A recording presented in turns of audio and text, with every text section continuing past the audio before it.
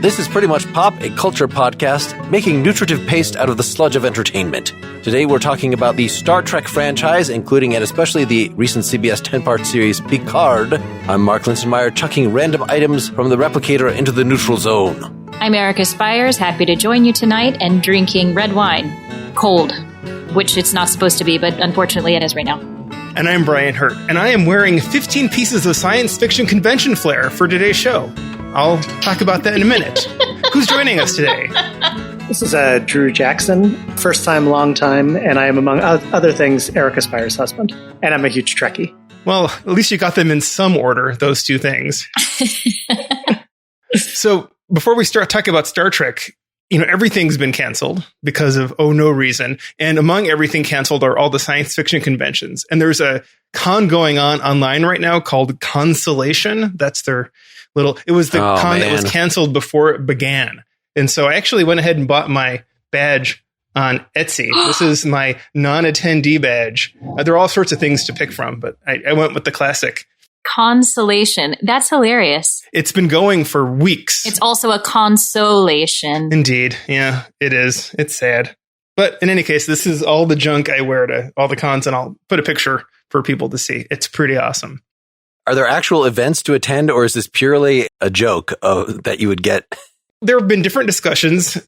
There are 30,000 people in the group. And early on, someone would post something and you couldn't even keep track of it. There were comments flying so fast. There have been subgroups. There's been vendors who normally would be at cons selling stuff, you could go to their pages and buy stuff. Instead of a con suite where you would normally get food, people have been posting their science fiction recipes, and there have been contests and writing prompts and other things.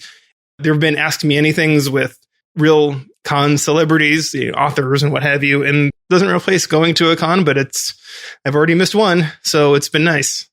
And was the first comment posted, I hope, con? How can you hear that word multiple times without immediately thinking that?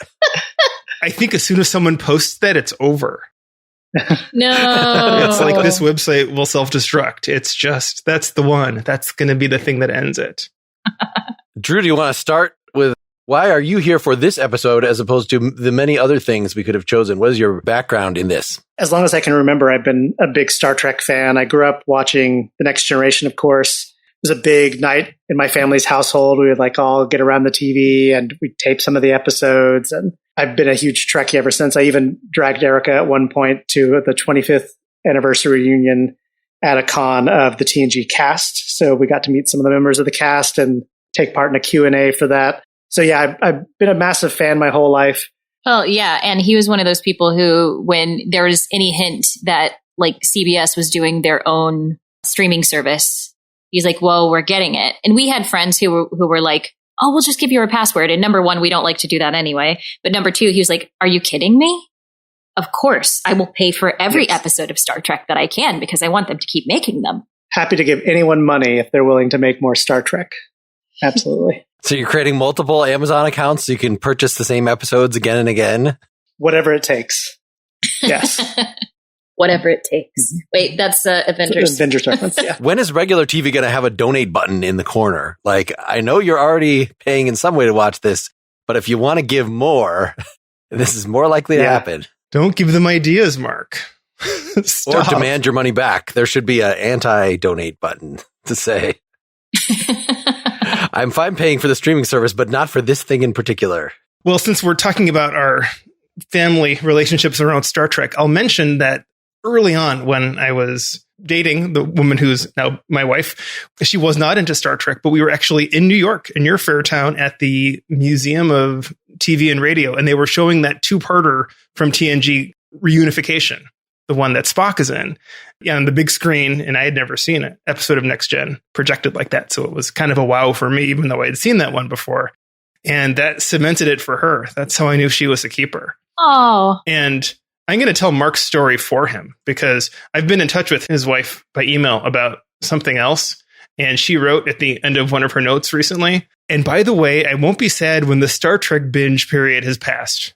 So apparently Mark has been preparing for this podcast for the last several weeks, whereas I've been preparing my whole life. Yeah, I think I always took Star Trek for granted. It was something that, along with old Doctor Who and many random other things, was just on every once in a while as a kid.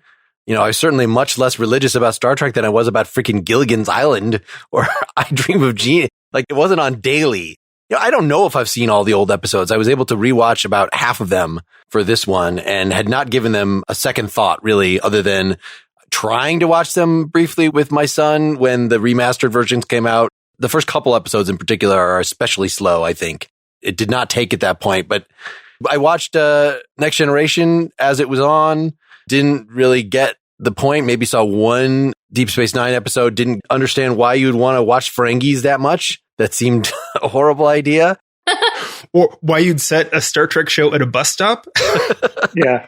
I think I watched a season or two of the Voyager, but didn't stick with that. Have kept up more with the current shows, with Discovery and things. Watched Enterprise a lot as it was on, but it was never like the center of anything. And also even, the film franchise, that was a big deal, like Star Trek 2, when Brian and I at least were of that age.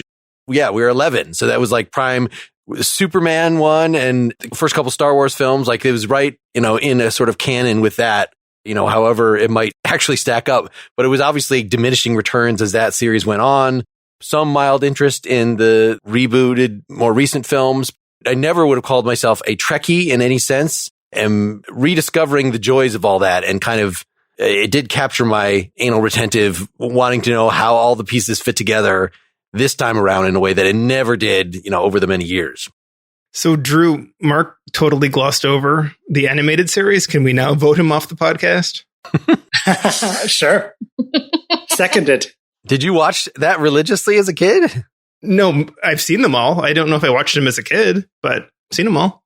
I might have watched like one of them as a kid. And it was just not something that was on every day or something, but it seemed to have no interest to me whatsoever. I did revisit it this time and I still found them pretty damn painful. Drew's definitely one of those people who, as we dated, I don't even remember the first discussion we ever had about Star Trek or Star Trek versus Star Wars. You guys know me well enough to know I'm not like a huge fan of any one thing, but my family was definitely more of a Star Wars family than a Star Trek family. And he has always been preaching the gospel of Star Trek to me since like day one. It's kind of the chip on every Star Trek fan's shoulder, though, right? Like Star Wars is the more popular franchise, right? They're the jocks. The jocks of the nerd community. But, and it's not to say that I dislike Star Wars, but I prefer Star Trek. It was funny recently, we went to go see The Rise of Skywalker and went with a friend who's a huge Star Wars fan in the way that I'm a huge Trek fan. And he was so disappointed with the movie. I wasn't disappointed because, in my opinion, none of the Star Wars movies are really that great in terms of like films. They're enjoyable. They're popcorn movies, but like they're not that complex. They're just meant to be taken at face value, I think. But he was so crestfallen over it. And I said, I can't relate with you on this, but anytime you want to talk about how bad Star Trek Nemesis was, then I can tell you. Like, I think that's probably where I'm at, where it was like, oh, I can't believe this is the way we're saying goodbye to the TNG cast, and this film is just not good. You're a big enough fan to have that much disappointment in your heart over something that isn't what you want it to be. Yeah, absolutely. And I mean, some of the Trek movies are absolutely fantastic, but there are a lot that are subpar, even as a fan. Can I ask you what you think the pinnacle is among the movies? This is kind of identifying yourself. I hate to make you plant your flag like that, but I don't hate to that much. Oh, he loves planting flags. I can't. I'm lukewarm about nothing. I have tons of opinions on anything. Favorite original series cast is Undiscovered Country. That's the one with the whales. No, that's not. No, that's one of the notoriously bad ones. Is the Undiscovered Country? It's the one with Klingon. Yeah. The way that he looked at me made me think it was the one with the whales. Sorry, Shakespeare and Klingon is the one. In the original Klingon, yes. It's my answer for any of the original series movies. And one with the whales. I'd have to say First Contact. What a great movie. Yeah. The Borg are such a great nemesis for the TNG cast. A funny thing about the Ferengi, which Mark brought up a little earlier, it's really funny to think about the way they're portrayed in TNG versus Deep Space Nine. In Deep Space Nine, they're very much the comic relief. But when they first appeared in TNG, they were supposed to be kind of the big bad for the Next Generation cast, but they were so cartoony in their presentation that they kind of quickly got scuttled and like the Borg come along in seasons after. I remember that. And the Borg were introduced just as a throwaway on a Q episode saying, here's this, you don't even know what's out here. And there were the Borg, and they just stumbled upon the greatest bad guys. Whereas I think maybe too many writers were working on the Ferengi, and they managed to just cook up something stupid. Right.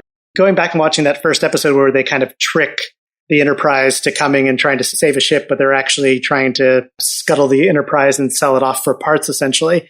And you're just like, man, why did anyone think these characters would be intimidating to anyone? Like, they're just so inherently comedic, you know? The timing was also really bad. There was a program on contemporaneously, a comedy show called In Living Color. And they had a goof on the Coneheads called the Buttheads, where they had two butt cheeks on the guy's forehead. And just the Ferengi, it was just terrible timing. Parallels. Just like, here. Yeah. So is Picard the first one of these things that you really, sort of setting aside the movies, but as far as the TV shows, that you really need previous Trek knowledge to get all you can get out of it? I suppose we who are familiar with this, Erica, did you have the least memory of the other things, such that did you feel the need to like rewatch any of the Borg related episodes, or like who is Hugh, who is 7 of 9, these kind of things? I think it was more helpful to have a background in that. Luckily, I've seen more TNG than any of them, so I didn't need to look it through and ask too many questions about it. There were a couple times, though, I was actually surprised where, you know, they'd bring in a character or they'd talk about something and I'd be like, what is that? Who is that? And he'd be like, we don't know yet. And I'm like, well, the way they're talking makes it seem like it's somebody we've seen in a previous episode, right? So I think that was kind of interesting. They did introduce a lot of new stuff, but made it feel like it should be familiar. I don't know how great that is of a storytelling device when there's such a huge canon that goes along with something. When we first are introduced to Rafi in Picard, Eric was like, where is she from? And I was right, because we know her from TV, right? She was in Law and Order for so long that I see her and I go, oh, I know you, but wait, where do you fit into this? Yeah, I was like, no, I think this is just a new character. Like, obviously she knows Picard, but I don't think this isn't a character that we've seen previously. And that's something that I thought was kind of interesting, is they kind of split the baby. I thought that there was enough, kind of cameos and callbacks to other characters and other actors from TNG being brought in to resume their roles. But then there was really a sense of Picard has had a series of missions even after TNG ended and after the movies ended. And these are the people who have known him in that capacity. So if you didn't know Trek previously, you might be a little out of your depth, but it wasn't too fan servicey that you couldn't enjoy it. Right.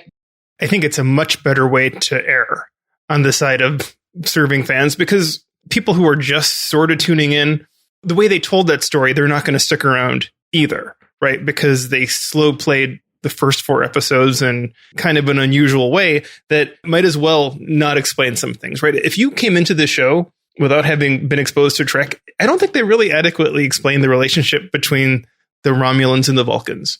And that's been something that's been teased out over decades. You'd still kind of shrug at the end of this, like, no, are they the same thing? Are they related? They have the ears, but they're not the same. And there's one who's half one and half the other. That was confusing to me, too. I was like, how do we know the difference? Maybe that was part of it, is that we're not supposed to really know, because we are always trying to figure out in our own world who's what race. And it's like, well, it doesn't matter. Let's get to know the human. Maybe there is that element of Star Trek trying to teach us that. So I think this might be Star Trek kind of taking its cue from other franchises and trying to do world building in a more intentional way. Or maybe this is just a natural thing when you have 3 or 4 series that are building up. It seemed like they sort of abandoned that in doing all this prequel stuff. We're certainly not world building in the same way. Or what do you think of this, of that move of putting aside the rebooting, the alternate timeline, which we should deal with later? This Picard is being picked out as like, oh, here finally something that after 20 years of not doing this is moving the timeline forward. We're actually seeing something. Actually, I don't even remember now at this point. Like, are the Borg still out there somewhere? Right. Like the end of Voyager, like Janeway takes out most of the Borg in that sector, but it's not clear that like all the Borg are gone. But you're right. Like since Voyager, really the timeline is like Enterprise is a prequel. Discovery is a prequel, like, and then there's the reboot in the films. Like, we stopped kind of moving the timeline forward after Voyager. I agree. Like, this was something refreshing where I was like, oh, great. Like, there's some fallout here from Nemesis from the jump. And so if you know that movie, you're like, oh, the Romulan Empire is still kind of a mess. But then there's also, in the very first episode of Picard, they're mentioning this android attack on Mars that happened long after that. And the show ends up telling you that as well. But so for people who are already fans, you get the callback to the films and the timeline going forward. But then there's also this mystery of, what is this Martian attack that the androids saw out, and how did that play into everything? Yeah. And I loved that too. And I loved that, especially watching your reactions to some of these things, Drew, was like watching Discovery. He was very disappointed. He likes the show, but he hated that we were just going back into a timeline that we'd already kind of explored before. And he's like, I really want to see something new. So I think Picard did give a little bit more of that, and hopefully we'll get even more going forward. Yeah. There's always a problem with any sort of prequel kind of installment, right? Because you're aware that there aren't as many stakes, or can't be, right? Like, when you're introduced to Pike in Discovery, you're like, oh, well, he has to live long enough to to get Spock back on the ship and to have Kirk come on there. So you know that he's not going to die in this show. So that's no concern then in the Kelvin timelines. Whether you like or don't like the new movies, you don't know what's going to happen. And we do have the ability to have characters do surprising things. Absolutely. Yeah. And I feel like maybe disappointed is too strong of a word for Discovery, because I still enjoy it. I mean, I'm just happy that there's more Star Trek in the world.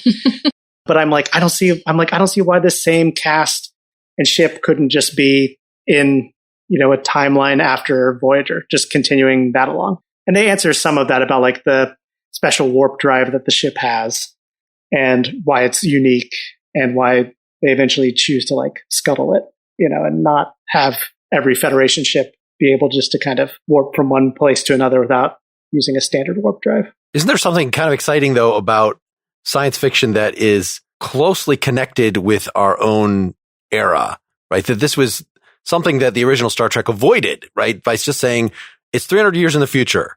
Lots of stuff has changed. There have been world wars. There's all this stuff. We're not going to tell you about it. In fact, we don't even know. The showmakers did not even know at the time.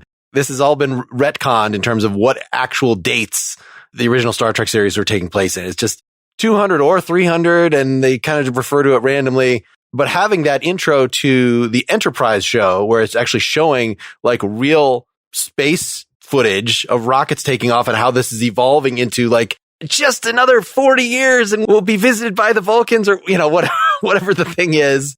There's just something more relatable and exciting about that than 3,000 years in the future. Yeah, that's true. And I mean, there are so many things to love about the Enterprise series. You get to see an early Federation without the Prime Directive and without a universal translator, right? It's a little harder for them to interact with the new species that they discover or the new planets that they come across, just because those things haven't been developed yet. No transporter. Yeah, true. It sounds like we have an even divide demographically, that for you two, the Next Generation was the prime Star Trek series that you were trained up on. Is that right? Erica was saying that. Drew, do you also agree? Yeah, it's my favorite. I mean, I've watched all of the series, and I would say I love all of them for what they are, but I would say TNG is probably my favorite. It's one that I will just go back to and just pick a random episode on Netflix and just watch it, and I never get sick of it. A random episode or Measure of a Man. Measure of a Man is so good. For some reason, he pulls up the bottle episode. Okay. Whereas for Brian and I, it was the original cast, specifically really the films as they were coming out, but then sort of retroactively going back, so it was a big thing when the Next Generation actually came about. We were already in high school, something like that. I think I actually know Next Gen a little bit better than the original series. I've watched it more, and I enjoy watching it more now, even though I was very much into the original series as a little kid, watching it in syndication. But I think Next Gen is probably the one I know the best. Has it been kind of established that Next Gen, because it was actually done with Gene Roddenberry's not just approval, but he was the creator that and had more control over it than he did with the original series, that this really is his sort of undistilled vision, and that the original series, and especially the film, some of which he didn't really have much to do with at all, it was kind of taken out of his hands by the money machine. It's a fundamentally different thing. Star Trek Season 1, the original series, yes, it's Roddenberry's blueprint, but it's a showcase for various science fiction writers. There's no attempt at world building. It's just there's always going to be there's millions of worlds out there. And we don't have to worry about the history with the Borg or the history with the Romulans, other than maybe a 2-episode arc over 3 seasons or a a 3-episode arc, but for the most part, it's self-contained. Even the technologies that they explore, like what thing does an android have to be? It's surprising that some of these aliens that they run across that are like basically gods never recur, other than they put a big sign that says, don't visit this planet on, later.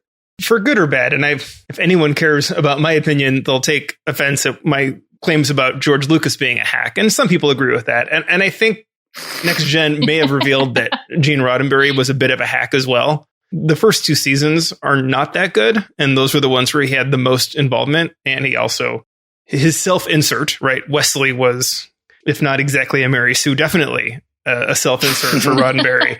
And he managed to make himself the most irritating character. And he passed away, and Star Trek is bigger than Gene Roddenberry, and that's a good thing. Star Wars would have benefited from having a little less George Lucas maybe as well, but not to go back down that road.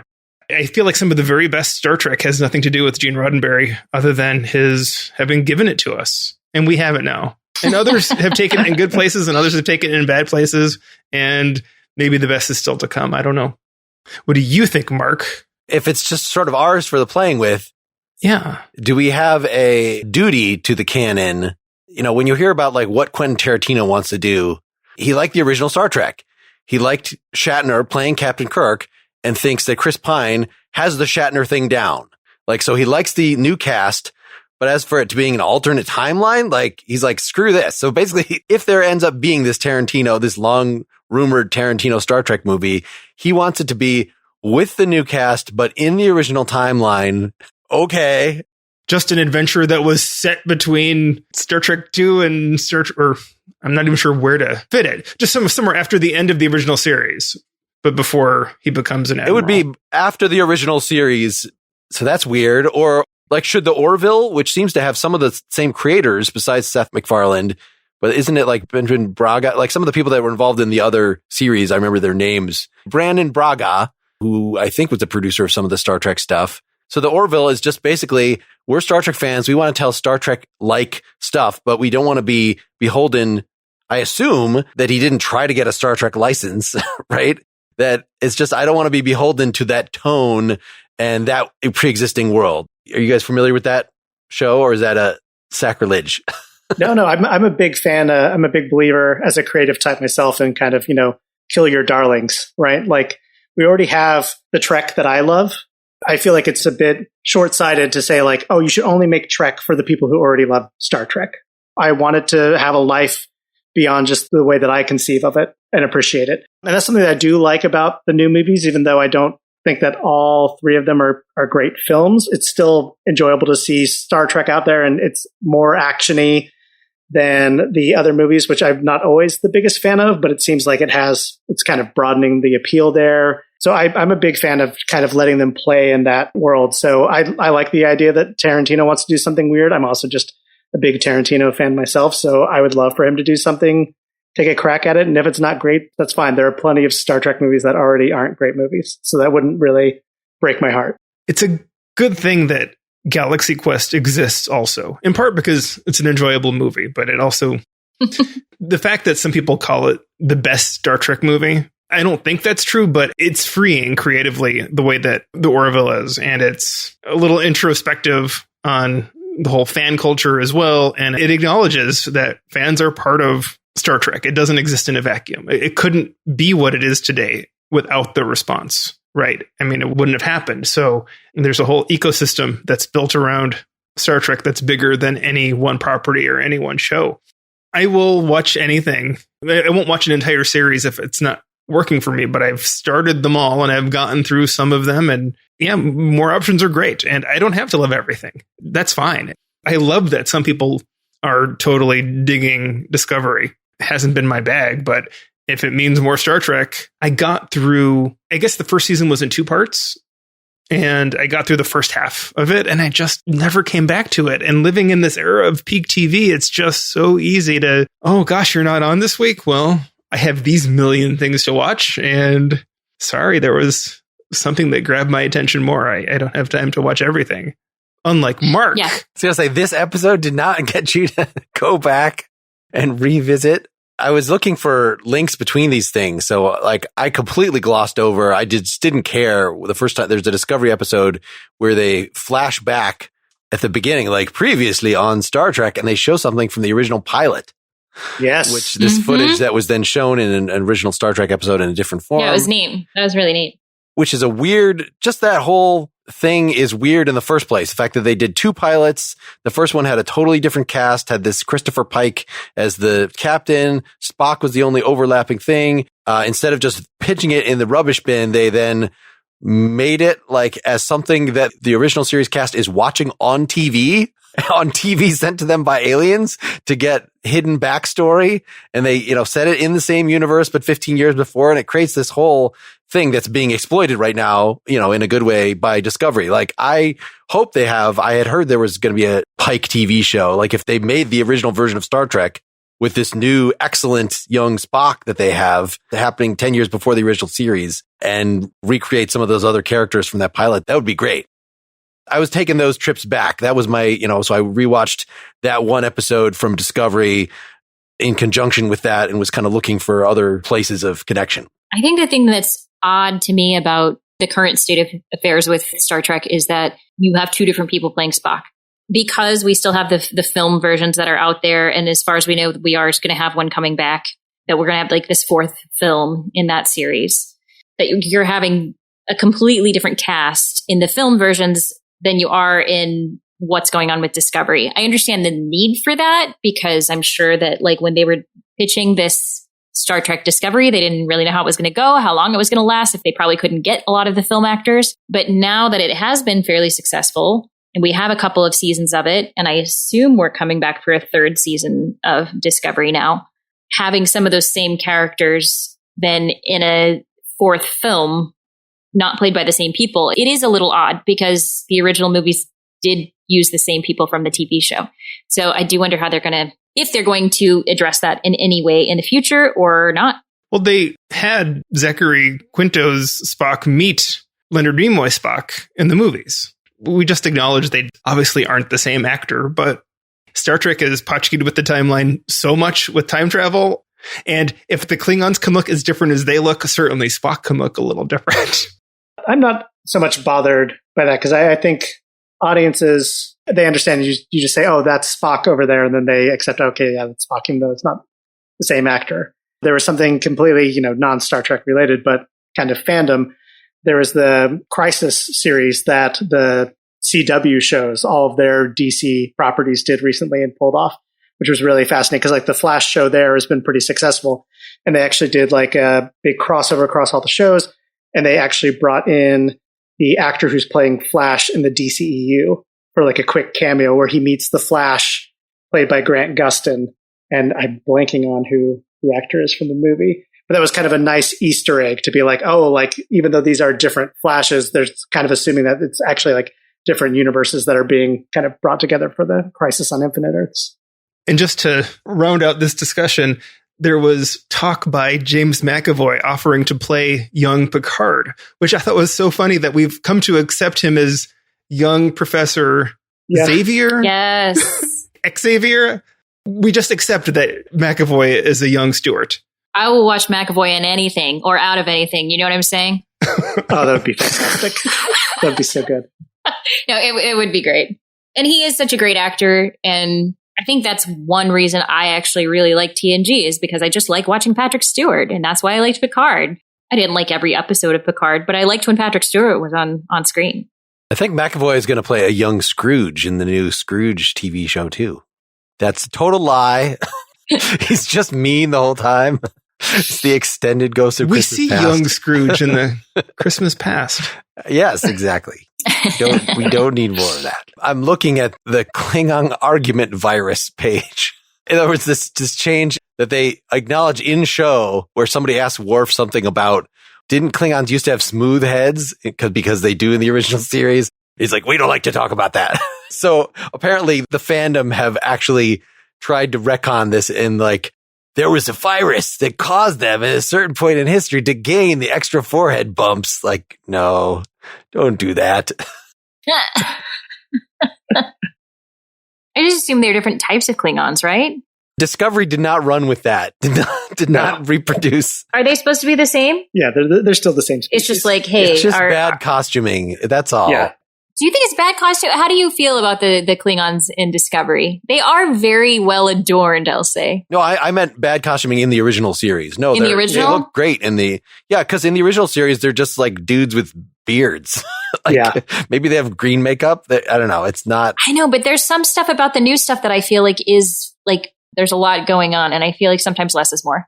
The lampshade that Worf hung on it, notwithstanding, I think any art director can say, well, this is what they've always looked like to me, in my mind, or this is what I think they should have always been, so this is what they are now. And reconcile or don't, it's not my job to make you happy about the change. It's my job to make this show work. I kind of feel like you're an alien with more or less stuff on. I mean, as an alien, you're a human with more or less prostheses. And until you just give us something that couldn't be a human, right? Which they do with puppets or CGI now, but back in the day, it was always a person with bits of foam glued to their face. And really, that's all the new Klingons are now. It's just more foam and more junk and teeth and other things. It doesn't do much for me. And it's really hard to connect to these characters because it's so much more work. I don't know, Erica, have you had to act through prostheses before? I mean, you've worn wigs and other things, but have you had your face just behind stuff like that?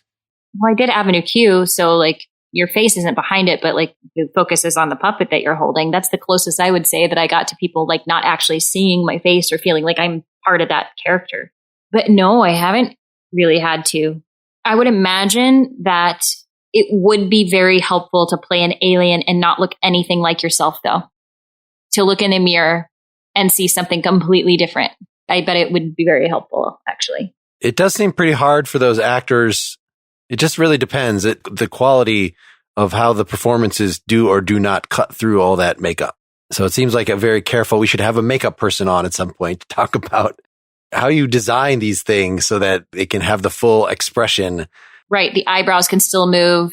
Yeah. The one thing I noticed, who's the character on Discovery? Doug Jones. Yes. And he's fantastic, right? And he's an actor who always seems to work with prostheses.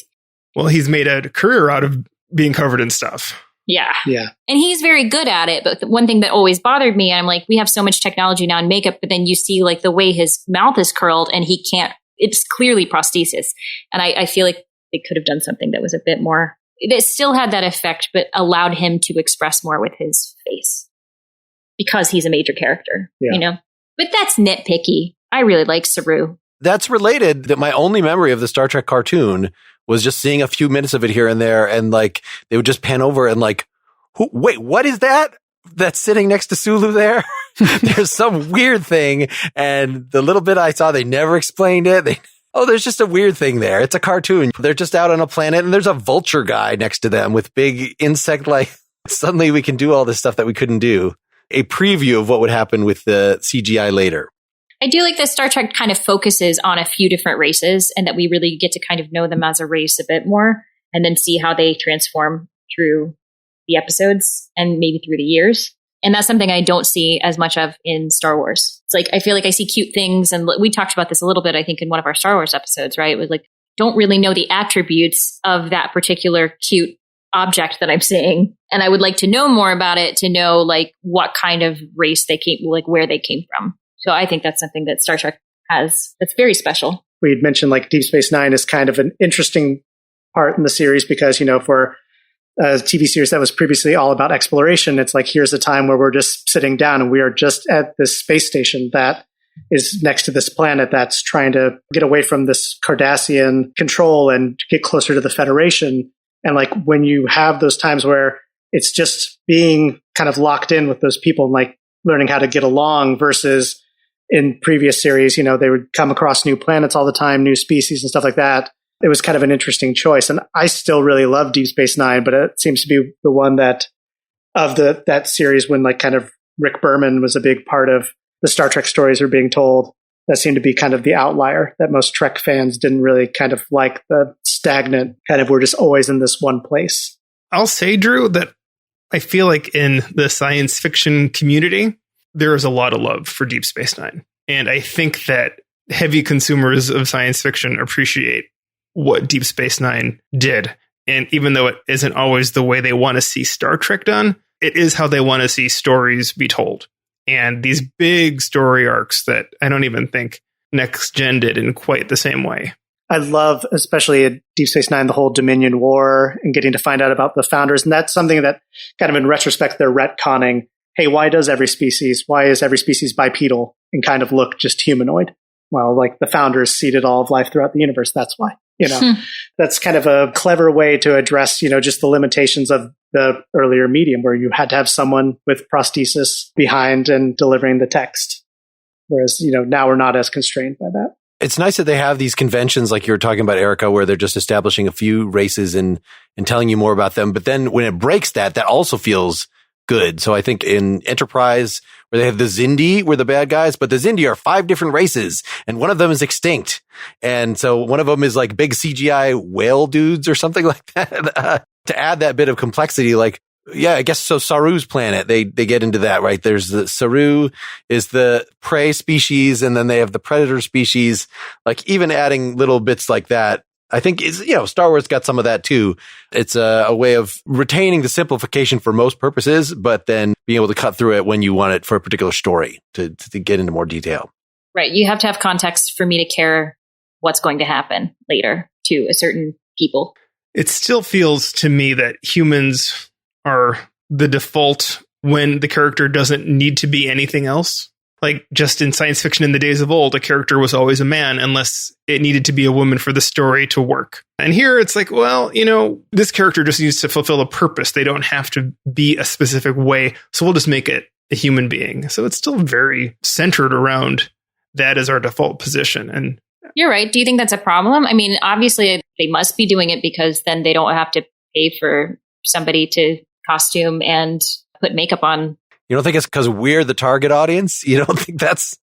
No, I think the problem that maybe is of their own making, and that is they've given all these other races such specific traits that if they made someone a Vulcan, now we're already thinking things about them because they're a Vulcan. And I mentioned this on the Star Wars episode we did, that humans have complete diversity of traits, whereas every other species has a defining trait. And Klingons are warlike, and Cardassians are, these strategists. Nazis. And humans are everything. According to Vulcans, though, they see humans in a very particular way, right? As pure emotional creatures that are just driven by their desires. Well, and is that the problem? The problem with Romulans is because I don't know what their trait is. They're just Vulcans that are assholes. Kind of like Vulcans. That's like... They're just Romans somehow. I don't know. This is something that kind of the Picard series develops a little bit more, right? Like we actually get to see the episode it's called Absolute Candor. We actually get to see this different faction of, like we knew about the Tal Shiar all the way back from TNG, right? The kind of secret service of the Romulans. But then we come to find out the Soji, they're kind of this mostly group of female Romulan warriors who are very much opposed to kind of the Tal Shiar's mission. And like the Romulan society, usually like the kind of monolithic approach of it is like they are kind of deceitful, always hiding their true intentions and like very quick to anger. And then we meet these Quat Malat Romulans who are the exact opposite. They have this concept of absolute candor. They're always frank with people, even if it's hurtful. It's not meant with malice, but they just kind of believe in this absolute candor, and they only take up their sword to defend someone who is going after a lost cause, right? So that's something that like I would agree with you is like previously the species are kind of presented as like these monoliths and they can kind of be boring. But I feel like something about the new Star Trek, they're trying to kind of give some of that variance within a species and to having different cultures within one. You two are killing it because I agree with that. And I also really agree with you, Erica. I hadn't thought of what a human-centric view that was of mine, that I think we have this diversity of. And of course, I would think that. All right, let's just start the podcast over without me. I am not qualified. No, please. If a secret society raises you from a child, somehow you can still have a New Zealand accent. Mm-hmm. What was with that? Why is the ninja? You got to talk like something. New Zealand. Why is ours the default non-accent? Yeah. And Picard is from France, but clearly British, like it's just the most British Frenchman, as Honest Trailers calls him. All the races have to have racial diversity within them, right? Is that the rule now? Certainly there are black Vulcans and white Vulcans and Asian Vulcans. And so we've seen all those. And I think we've seen those in the Romulans. The Klingons, I think sure. They did too. Yeah. Definitely there are black and white actors playing Klingons, but whether they count when you have that much makeup on, whether they count as one or the other, I don't even know. Somehow the Ferengi are still all Jewish, and I don't like that, but that feels very pointed, right? I'm going to have words with somebody, yeah. Well, it's something like with the three founding races of the Federation, you have Vulcans, humans, and Andorians, right? And humans are kind of meant as like that mix of the two. Like the Andorians are all emotion and love to fight and quick to anger, and the Vulcans are all logic and very methodical, and the humans are kind of just that mix between the two, right? Between the two poles. That's something that I've always really found fascinating about Trek. Like I'm a big fan of pluralism and kind of this idea that you can tell the good guys because they have a lot of different people sitting at the table, whereas the bad guys usually tend to be like the Klingon or like the Empire in Star Wars. They all kind of look and think the same. Is that the distinction, whether you're a Trekkie or not, is whether you know which one an Andorian is? I did not know before this prep. They're the guys that just have antennae on and they're like light blue. They're blue. Yeah, with the white hair. There's no way that they would create a race that looks that silly now. It's purely a holdover from the 60s Trek that there's anything that looks like that. But they are in the movies. They do bring them along. So they've been here the whole time. We're going to see what they really look like one day. Someone's going to just remake them. Klingon style. You get to see so many Andorians in the Enterprise series too. That's something that I really loved, was like getting to where they actually go to the planet and you meet the subspecies of Andorians that actually have like psychic abilities. And they're kind of treated like social pariahs because of that. So are there Andorians of African descent as well? Have they spread because they're all in whiteface, then it doesn't matter. It's just, I don't know. Aren't they in blueface? Am I thinking of the right thing? Aren't they blue? Blueface. It's very light blue. Yeah, they're light blue. We talked a little about sort of what makes something a Trek story as opposed to another random sci-fi story is going to differ depending on what you consider central Trek to be. And hopefully this is open enough. But in preparation for this, I listened to an interview with Rod Roddenberry, and he was saying, at least there has to be something that raises like a philosophical question. Like if it's pure entertainment, if it's pure spectacle, then it would really not be Star Trek. But so far, even the recent films, I was surprised. I just watched Star Trek Beyond today, the most recent film. And this is kind of spoiling it, but I don't care. When you get to the end, like it's actually it's not a different race. It's not a different type of creature that is like, the Federation is bad because they promoted peace. We need struggle to survive. Like it's actually a human, and it's a very Kirk-like military figure who attained this. And you can actually see it as a variation of the kind of thing that Kirk says over and over and over again in the original Star Trek, because they're always being like, somebody's captured them and says, hey, I'll give you a peaceful life on my planet. And they say, no, we have to be able to grow and change in order to really be alive. We have to have struggle. And so there's some self-critique in that sort of going forward. Wait, how do you think this is different from something else that's not Star Trek? I guess if you're not feeling friendly about Star Wars, you could ask, like, is there really anything that makes you think other than, like, are you going to be good or not? Like, there's no, what is it to be human? Those kind of questions that seem, I don't know if in every Star Trek episode, but at least are perennial things that are just brought up again and again to the point of irritation when it's like Data struggles with being human, or Spock's use of the word logical and that kind of stuff. It seems repetitive. It's almost so obsessed with those themes. Like it's always trying to teach us a lesson. I guess that's the question. Are these ongoing meditations on it? Because some of the lessons that they try to establish, especially in original Star Trek, are just so self-contained and really simple. Like, you should have a society that governs itself and has freedom and not have a computer run everything for you. Okay, do we need to learn 57 different versions of that lesson? Like, how many lessons are there about such fundamental things? Sure. I think that's something that appears in a lot of episodes, but not universally. I don't think it's a sine qua non for Star Trek, that you can have episodes that are just ripping yarns. And sometimes it's just about we got fooled in the beginning and we got him back at the end. And sometimes it's just Die Hard on the Enterprise, and that's all it is.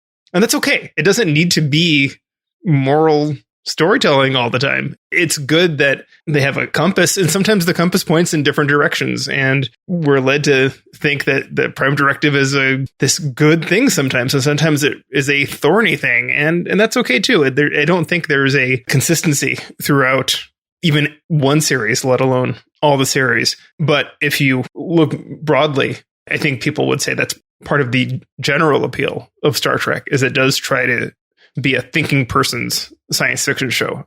Maybe not every episode, but by and large it is. And there are some other shows out there that aren't, and that's not what they're there to do, and that's okay too.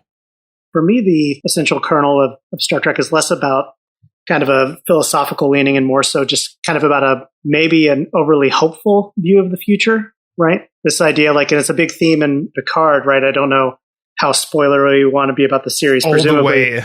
Okay. So Picard's big push to get the androids, not just to take the easy way out and kind of get this other android species that has managed to escape our universe to come and save them, and in so doing, destroy all of the organic life in the universe. He's trying to get them to take this leap of faith that the past won't always be doomed to repeat itself, right? That we can transcend this kind of nature and what is easy and become something better, right? And that's not just through technology, but just through interactions and cooperation with other species and other worlds. That's something that to me is very essential Trek, right? Is not the fear of the unknown, but the excitement in the face of it. It's really beautiful.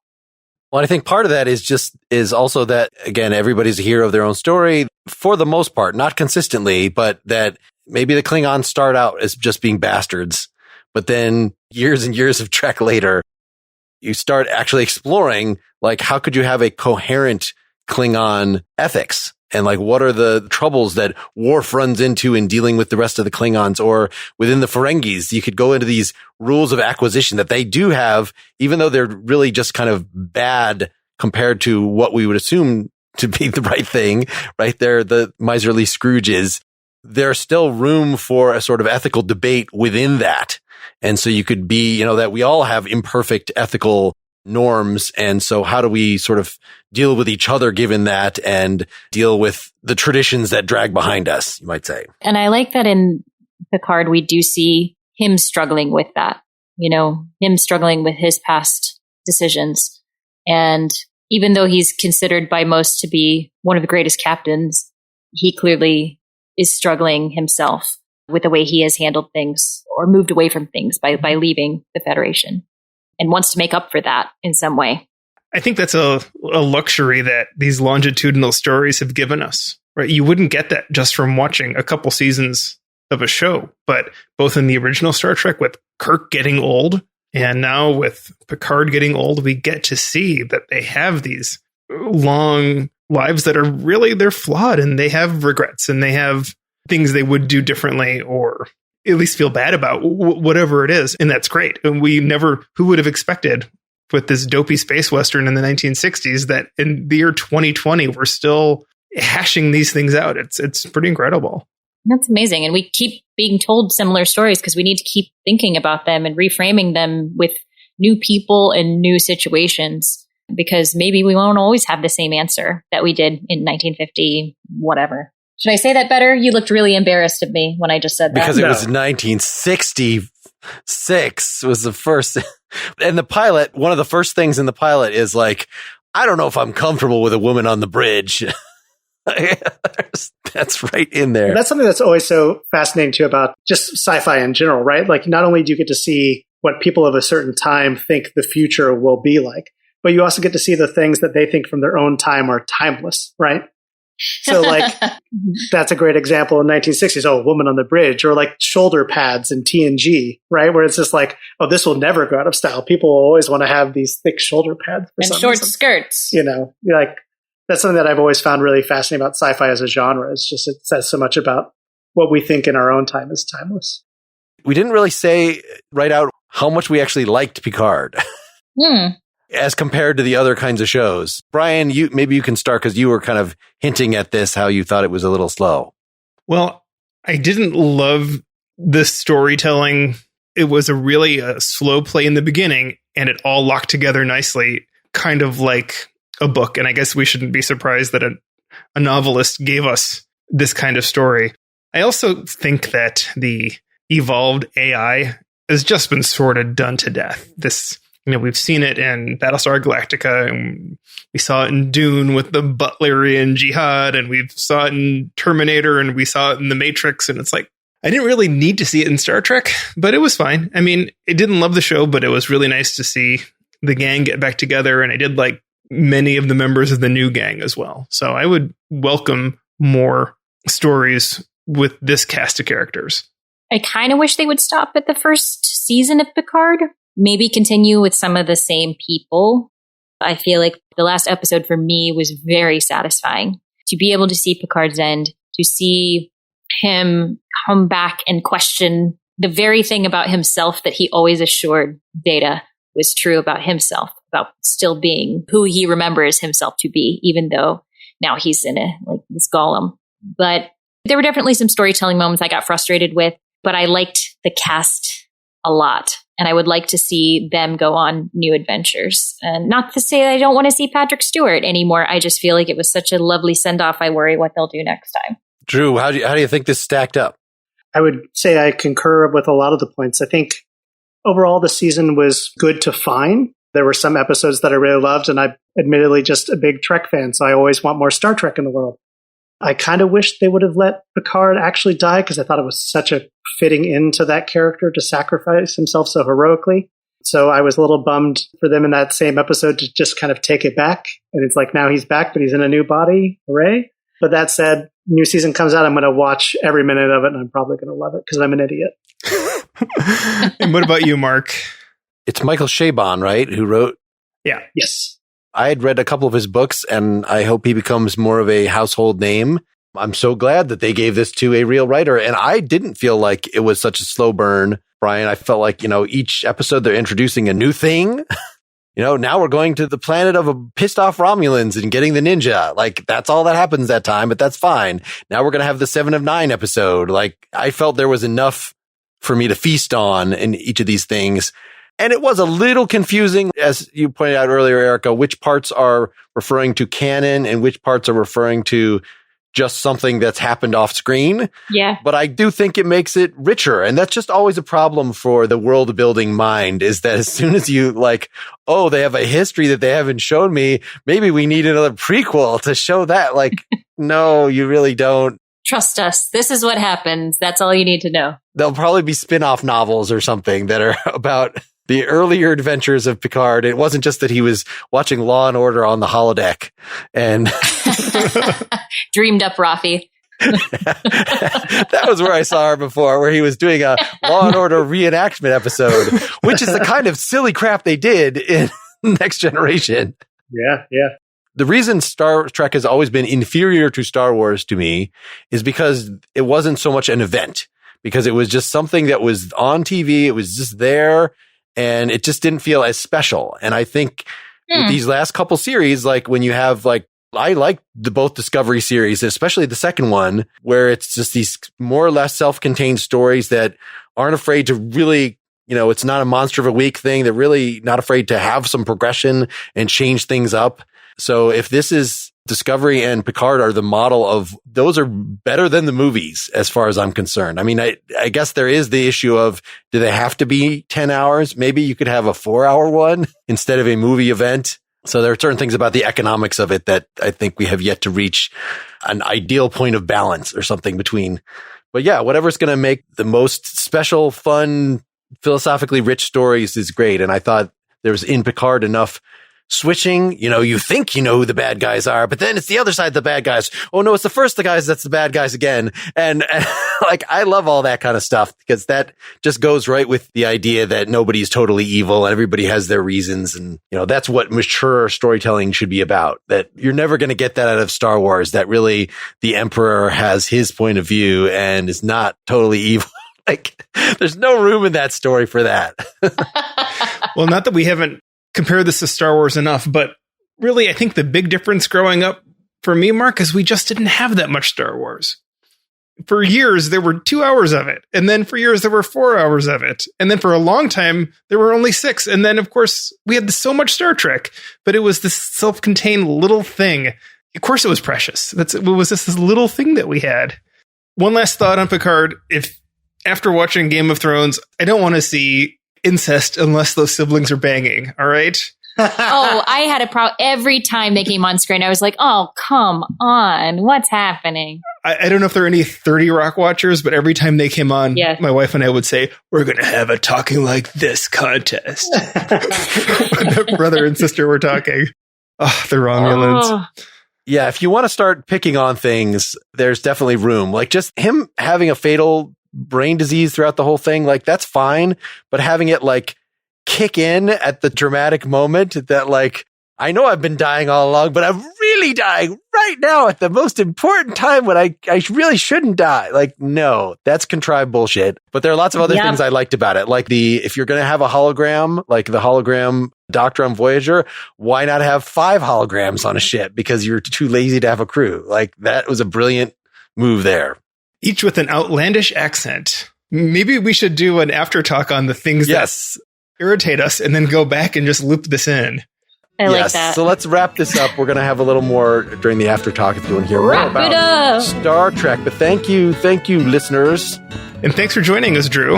Yeah. Thanks for having me. Yeah, thanks, husband. Thanks, listeners. Get more Pretty Much Pop at prettymuchpop.com. Get bonus content for every episode at patreon.com/prettymuchpop. Pretty Much Pop is part of the Partially Examined Life podcast network, and it's also presented by openculture.com.